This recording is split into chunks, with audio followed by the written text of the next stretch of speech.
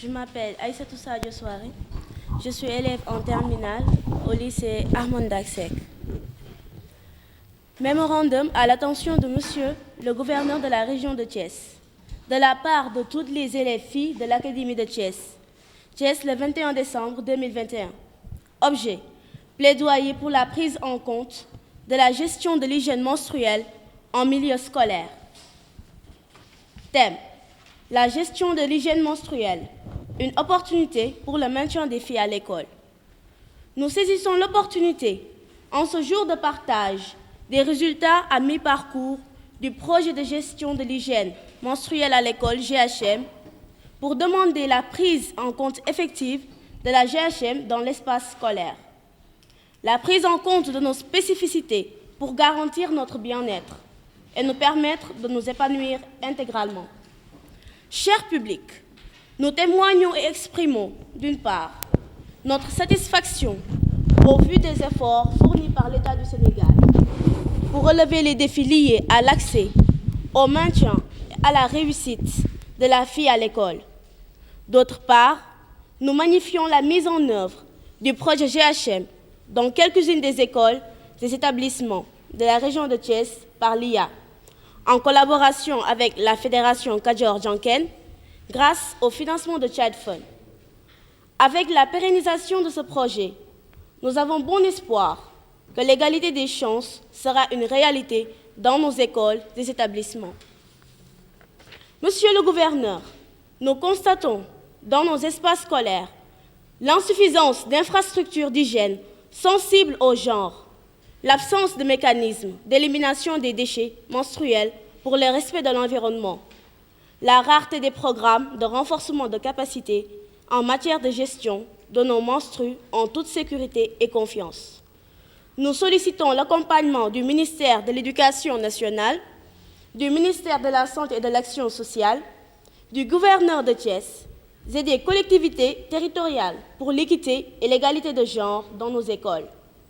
Nous rappelons que l'éducation des filles, qui est une action prioritaire, est inscrite dans le programme d'amélioration de la qualité, de l'équité et de la transparence, PAQUET.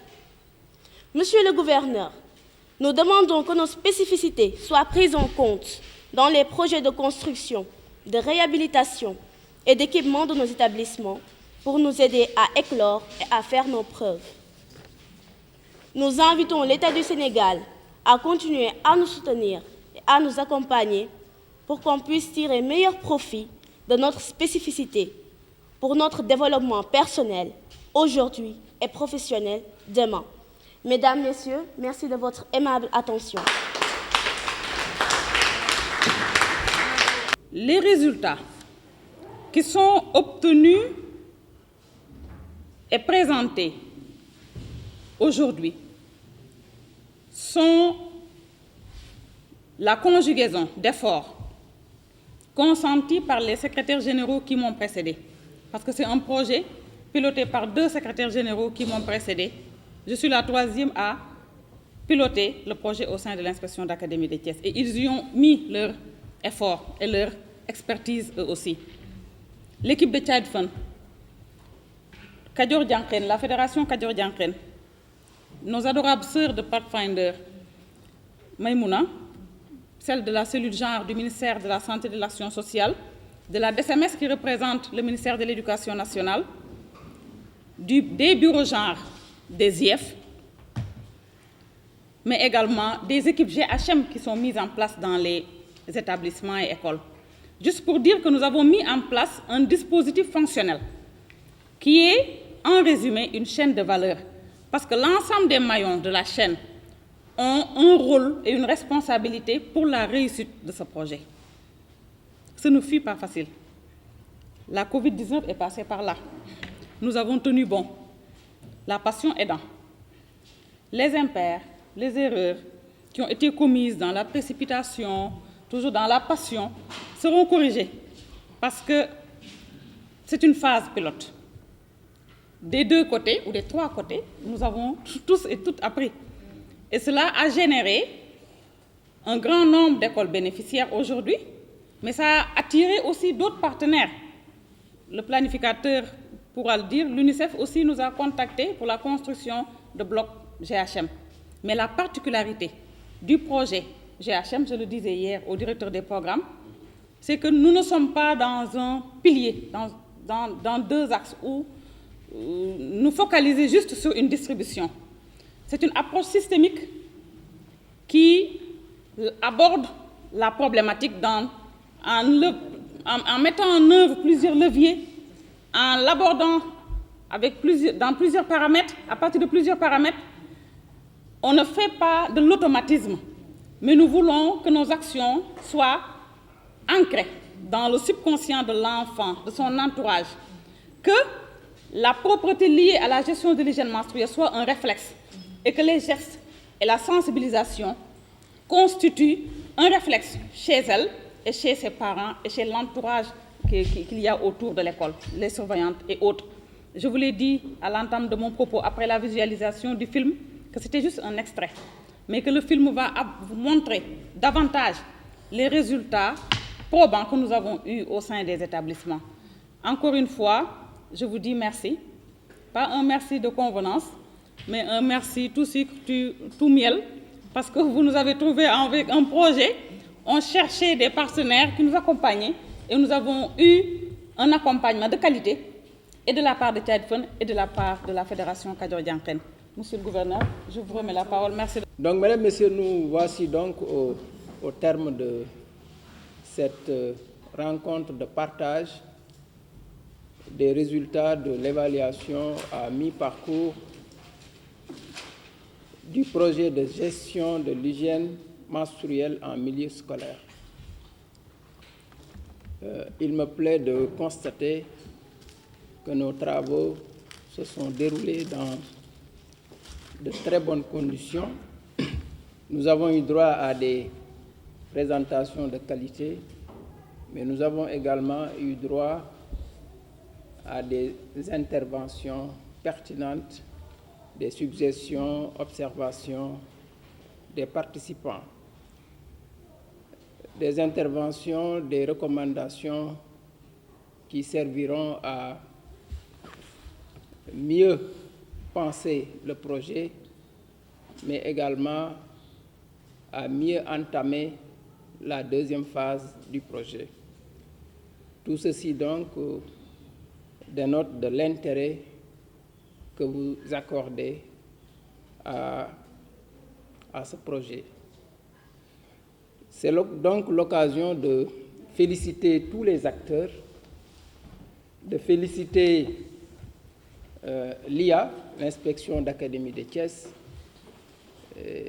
avec l'inspecteur à sa tête et toute son équipe, de féliciter le partenaire technique, Tchadfun, la Fédération Kadior-Dianken, les représentantes des ministères de la Santé, de l'Éducation, qui ont participé qualitativement à cette rencontre, la coordonnatrice de Pathfinder, mais également la représentante de la DCMS, sans oublier les services techniques également.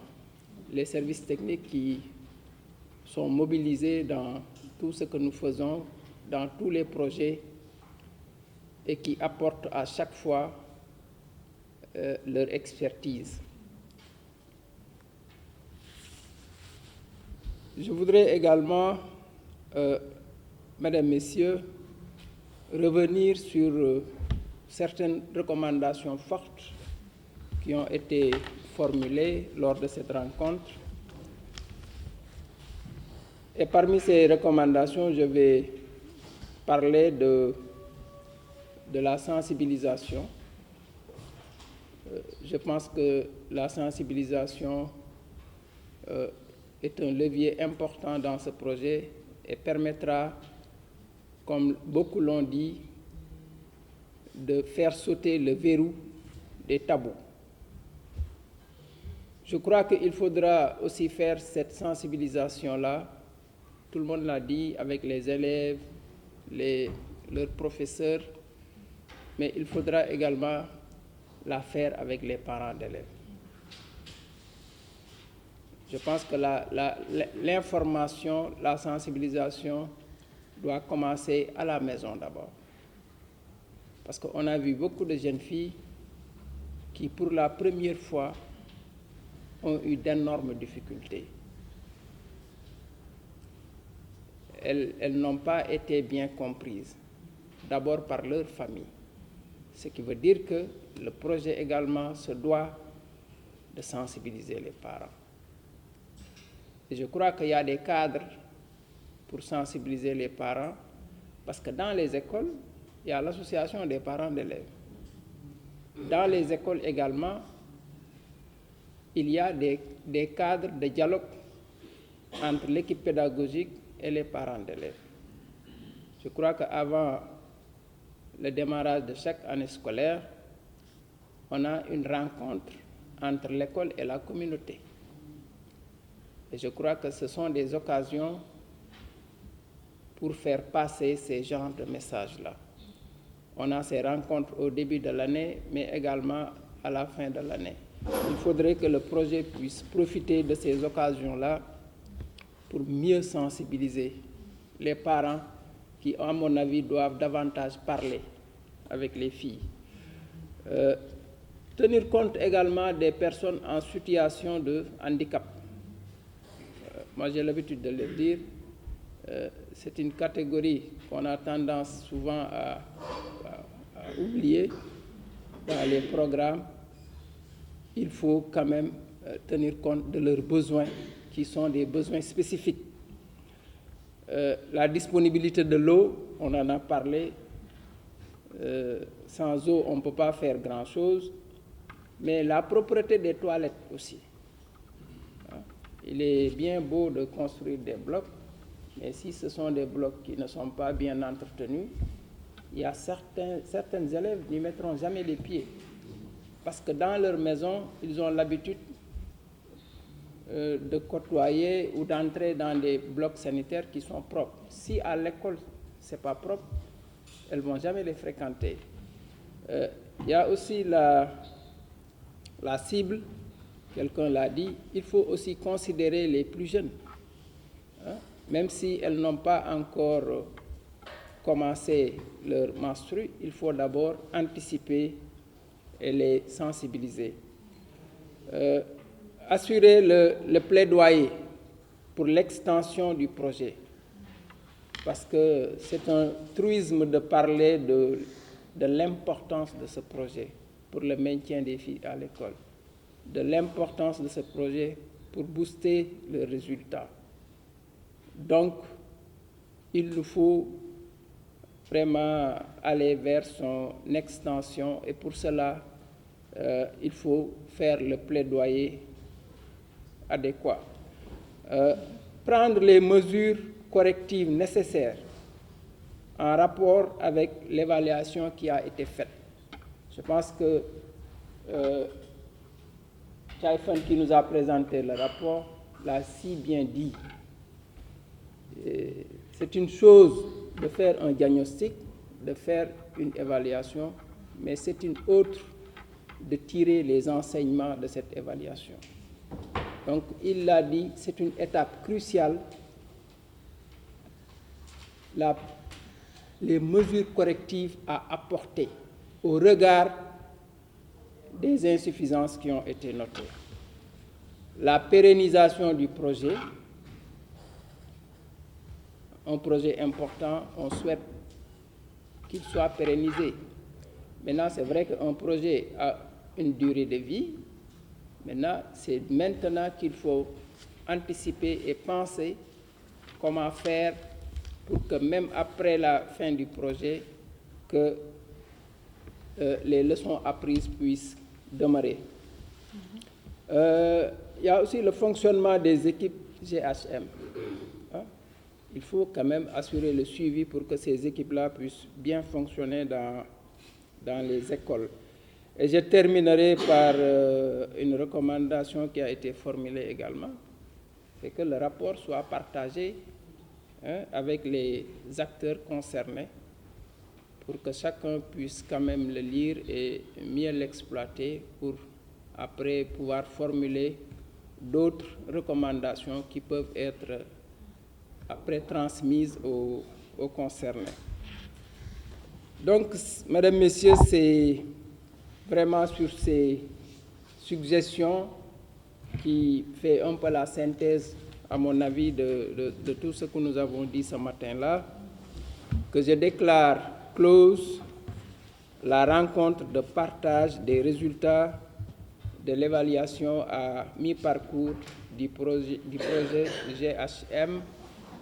Je vous remercie de votre aimable attention.